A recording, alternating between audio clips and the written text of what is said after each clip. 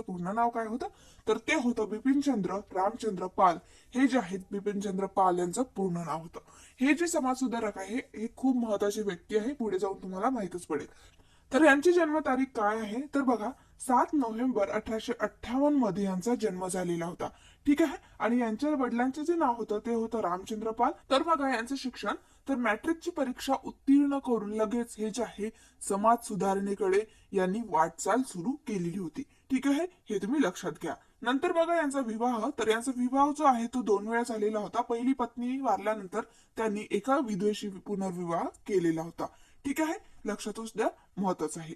नंतर बघा काही महत्वाचे आपण पुढे पॉइंट्स बघून घेऊया। आता आपण पॉइंट्स बघणार आहोत। तर बघा 1880 मध्ये सिलहेट या ठिकाणी परिदर्शक या नावाचे बंगाली वृत्तपत्र यांनी प्रकाशित केलेले होते। यांचं जे गाव होतं ते सिलेट जवळच होतं।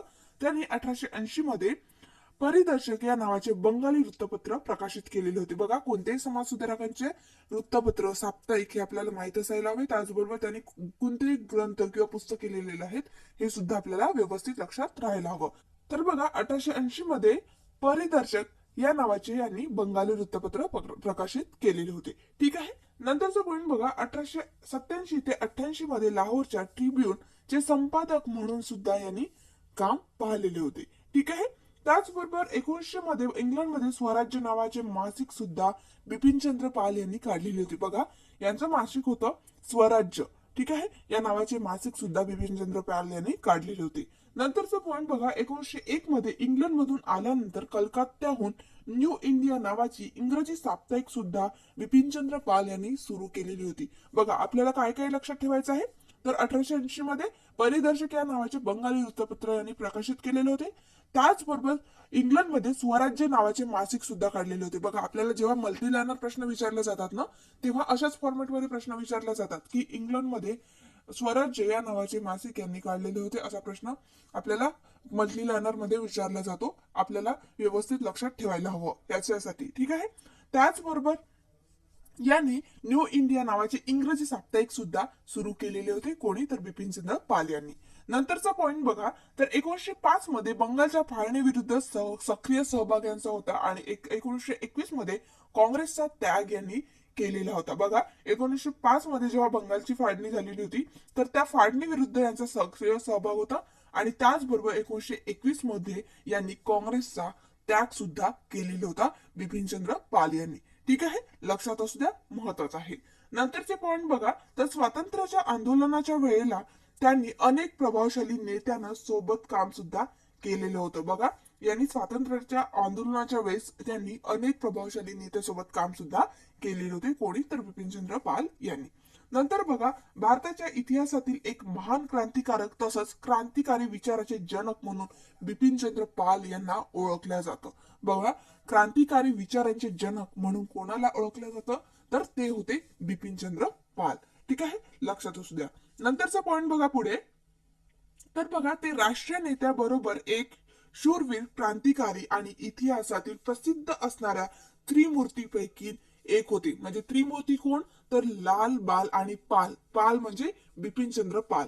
ठीक आहे, या त्रिमूर्तींपैकी एक होते आणि हे खूप महत्वाची अशी व्यक्ती होती।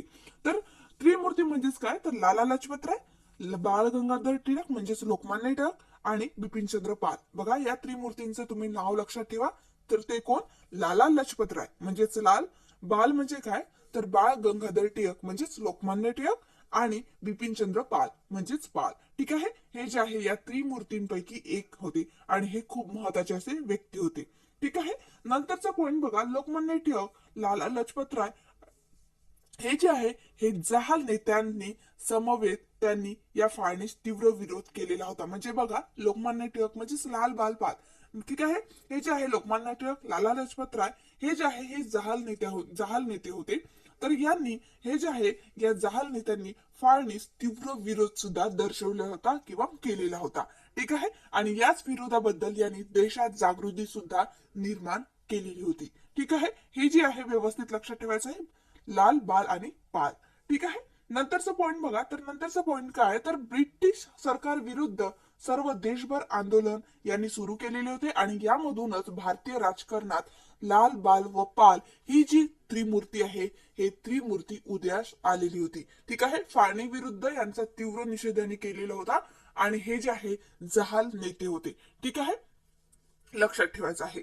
नंतर बघा 1907च्या ऑक्टोबर महिन्यात अरविंद घोषाविरुद्ध जो राजद्रोहाचा खटला झालेला होता किंवा चाललेला होता, या खटल्यात न्यायालयाने बिपिनचंद्रांना साक्षीकर्ता बोलवले होते. म्हणजेच बिपिनचंद्र पाल यांना न्यायालयाने साक्षीकर्ता बोलवले असताना त्यांनी स्वाभिमानपूर्वक नकार सुद्धा दिलेला होता. ठीक आहे. हे जे सगळे मुद्दे आहेत व्यवस्थित लक्षात ठेवायचे आहे आपल्याला. यापैकी याच्यावर आपल्याला प्रश्न विचारले जाण्याची खूप शक्यता असते. नंतर बघा तेव्हा न्यायालयाचा अपमान न केल्याच्या आरोपावरून त्यांना 6 महिन्याची शिक्षा देण्यात सुद्धा आलेली होती. कोणाला? तर बिपिनचंद्र पाल यांना. तसंच याच वर्षी वंदे मातरमच्या संपादनाचे कार्य सुद्धा यांनी केलेले होते. ठीक आहे. हे जे सगळे पॉइंट्स आहे हे तुम्ही लक्षात ठेवा. तर बघा यांना का बरं शिक्षा झालेली होती, तर बघा त्यांनी नकार दिलेला होता साक्ष देण्याला, त्याच्यामुळे ते न्यायालयाचा अपमान झालेला होता, त्याच्यामुळे यांना त्या आरोपावरून 6 महिन्याची शिक्षा सुद्धा झालेली होती. ठीक आहे.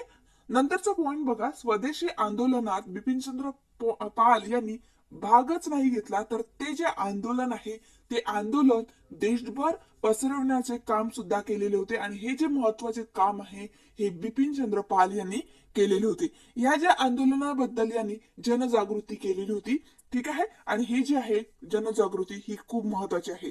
ठीक आहे, हे व्यवस्थित लक्षात ठेवायचं आहे. नंतरचा पॉइंट बघा, या आंदोलनादरम्यान त्यांनी देशातील नागरिकांना फक्त देशात उत्पादित होणाऱ्या वस्तूंचा वापर करण्याचा संदेश सुद्धा दिलेला होता. कोणत्या आंदोलनाच्या दरम्यान? तर स्वदेशी आंदोलनाच्या दरम्यान. कोणी दिलेला होता संदेश? तर बिपिनचंद्र पाल यांनी. ठीक आहे, व्यवस्थित लक्षात ठेवा. नंतरचा पॉइंट बघा, इंग्लंडमध्ये उत्पादित मालाचा त्यांनी बहिष्कार केलेला होता. कोणत्या आंदोलनाच्या वेळेस? तर स्वदेशी आंदोलन जेव्हा सुरू होतं तेव्हा त्यांनी इंग्लंडमधील जे उत्पादित वस्तू आहे तर त्या वस्तूंचा त्यांनी बहिष्कार सुद्धा केलेला होता बिपिनचंद्र पाल यांनी.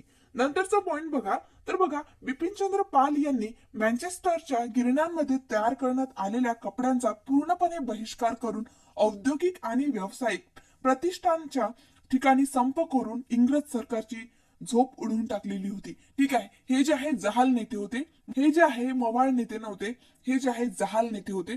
त्यामुळे यांचा जो बहिष्कार आहे हा बहिष्कार खूप तीव्र राहत होता, हे तुम्ही लक्षात घ्यायचं आहे. ठीक आहे. हे जे आहेत मँचेस्टरच्या गिरण्यामध्ये जे तयार होणारे कपडे होते त्या कपड्यांवर यांनी पूर्णपणे बहिष्कार करून टाकलेला होता आणि त्याचबरोबर औद्योगिक आणि व्यावसायिक प्रतिष्ठानच्या ठिकाणी संप सुद्धा यांनी पुकारलेला होता. ठीक आहे. हे जे आहे तुम्ही व्यवस्थित लक्षात ठेवायचे आहे. पुढे यांची कार्य म्हणजे आता जी बघितलेली आहे ते सुद्धा कार्य आहे, इथे आपण लिहिलेलं आहे. तर बघा नंतरचा पॉइंट बघा, वयाच्या 16व्या वर्षी बिपिनचंद्र पाल यांनी ब्राह्मो समाजात प्रवेश केलेला होता. ठीक आहे. यांचं हे सुरुवातीचं जीवन होतं.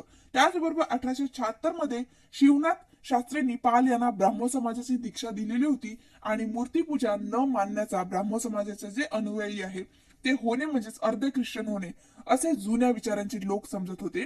आणि ही जी सर्व माहिती आहे हे रामचंद्र पाल यांना कळली. म्हणजेच कोणाला? तर बिपिनचंद्र पाल यांच्या वडिलांना कळली आणि ते चिडले. त्यामुळे त्यांनी मुलांशी जे आहे म्हणजेच काय तर बिपिनचंद्र पाल यांच्याशी त्यांनी संबंध तोडलेले होते आणि त्याचबरोबर ब्राह्मण समाजाचे काम ते अत्यंत निष्ठेने न कोणाला जोमानता यांनी कार्य हे सुरू केलेले होते. ठीक आहे. हे तुम्ही लक्षात घ्यायचं आहे. त्याचबरोबर यांचा जो दुसरा विवाह होता, यांनी विद्वेषी विवाह केलेला होता दुसऱ्या समाजातील, त्याच्यामुळे यांच्या घरचे जे आहे ते नाराज झालेले होते आणि त्यांना म्हणजे त्यांच्यापासून सुद्धा या कारणामुळे सुद्धा दूर राहावं लागलं होतं. ठीक आहे. हे जे आहेत व्यवस्थित तुम्ही लक्षात ठेवायचे आहे पॉइंट. नंतरचं पॉइंट बघा, कटक, मैसूर व सिल्लेट या ठिकाणी त्यांनी शिक्षकांची नोकरी सुद्धा केलेली होती बिपिनचंद्र पाल यांनी. ठीक आहे. नंतरचं पॉइंट बघा, भारतीय समाजाची प्रगती शिक्षणामुळे होईल असे त्यांचे मत होते. ठीक आहे. यांनी शिक्षणाला खूप महत्व दिलेले होते आणि 1880 मध्ये बिपिनचंद्रांनी सिल्लेट या ठिकाणी, आपण हे बघितलेलंच आहे, परिदर्शक या नावाचे बंगाली वृत्तपत्र प्रकाशित केलेले होते. हे तर पॉइंट आपण सगळे बघितलेलेच आहे. ठीक आहे. नंतर बघा नंतरचं पॉइंट, हे जे आहेत हे जे सगळे मला वाटते रिपीट झालेले आहेत, आपण बघितलेले हे पॉइंट्स आहे. ठीक आहे. बघा महत्वाचा पॉइंट हा आहे की जेव्हा भारतीय राजकारणाची सूत्रे जेव्हा महात्मा गांधींच्या हातात आलेली होती त्यावेळी बिपिनचंद्र पाल यांचे जे आहे राजकारणाशी संबंध हळूहळू यांचा संबंध कमी होत गेलेला होता आणि त्यांनी 1921 मध्ये नॅशनल काँग्रेसचा म्हणजे भारतीय काँग्रेसचा त्याग सुद्धा केलेला होता. ठीक आहे, हे तुम्ही लक्षात घ्यायचं आहे. ठीक आहे, हे जे आहे काही आपण जे वरचे जे पॉइंट्स आहेत ते रिपीट झालेले आहेत, तर तुम्हाला बघायचे असेल तर तुम्ही वाचू शकता. रिपीट झालेले आहे म्हणून मी तुम्हाला सांगितलेले आहे. नंतर बघा यांची ग्रंथसंपदा, तर भारतीय राष्ट्रवाद या नावाचे यांनी बिपिनचंद्र पाल यांनी पुस्तक लिहिलेलं होतं. या त्रिमूर्ती म्हणून यांना ओळखलं जातं. ठीक आहे, हे खूप महत्वाची व्यक्ती आहे, लाल बाल आणि पाल. तर बिपिनचंद्र पाल यांचा मृत्यू कधी झालेला होता हे सुद्धा आपल्याला माहित असायला हवं. तर यांचा मृत्यू झालेला होता किंवा यांचं निधन झालेलं होतं 20 मे 1932 रोजी यांचा मृत्यू झालेला होता. ठीक आहे, अशा प्रकारे यांच्याविषयी आपण संपूर्ण माहिती बघितलेली आहे. तुम्ही ही जी माहिती आहे